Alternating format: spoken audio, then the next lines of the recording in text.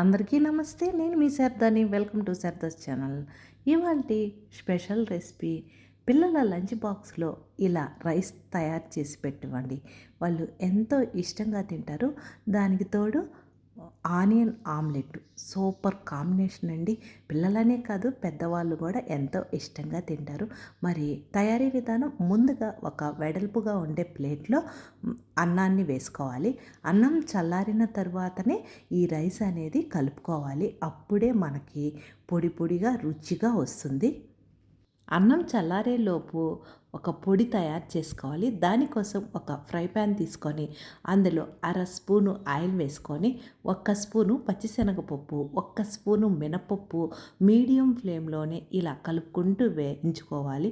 ఇలా వేగిన తర్వాత అర స్పూను ధనియాలు, పావు స్పూను జీలకర్ర, పావు స్పూను మిరియాలు, 1 స్పూను తెల్ల నువ్వులు కానీ నల్ల నువ్వులు కానీ వేసుకొని మీడియం ఫ్లేమ్లోనే చిటపటమనే శబ్దం వచ్చేంత వరకు ఇలా వేయించుకోవాలి. ఇందులో 4 ఎండుమిర్చి వేసి వేయించుకోవాలి.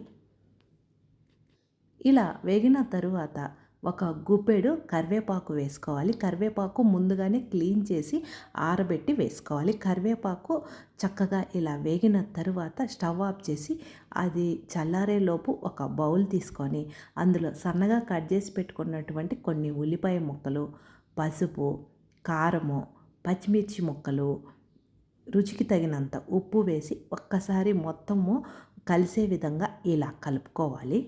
ఇలా కలుపుకున్న తర్వాత ఇందులో 4 కోడిగుడ్లు పగలగొట్టి వేస్తున్నానండి.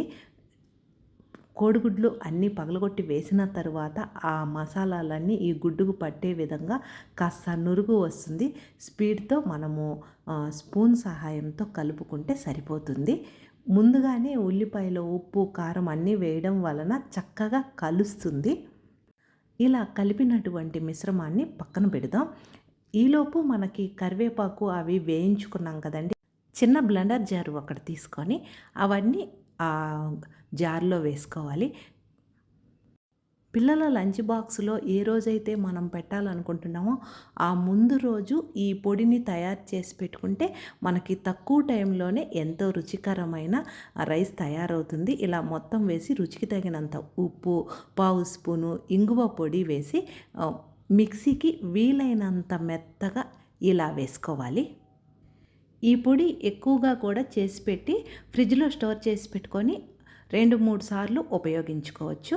ఒక ఫ్రై ప్యాన్ తీసుకొని అందులో 1 స్పూను ఆయిల్ హీట్ అయిన తర్వాత 1 స్పూను జీలకర్ర చిటపటమన్న తర్వాత కొన్ని జీడిపప్పు పలుకులు వేసి అవి కూడా వేగిన తర్వాత మనం చల్లార్చినటువంటి అన్నం ఉంది కదండి అది మొత్తం వేసి మిక్సీకి వేసి పెట్టుకున్నటువంటి పొడి వేసుకోవాలి. నేనైతే ఒకసారికి వచ్చేంత వరకే పొడి తయారు చేసుకున్నాను. అప్పటికప్పుడు పొడి తయారు చేసుకుంటే చాలా రుచిగా ఉంటుంది.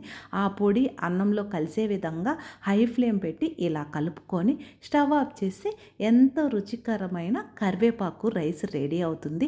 పిల్లలు పెద్దలు ఇష్టంగా తింటారు. ఆరోగ్యానికి కూడా చాలా మంచిదండి.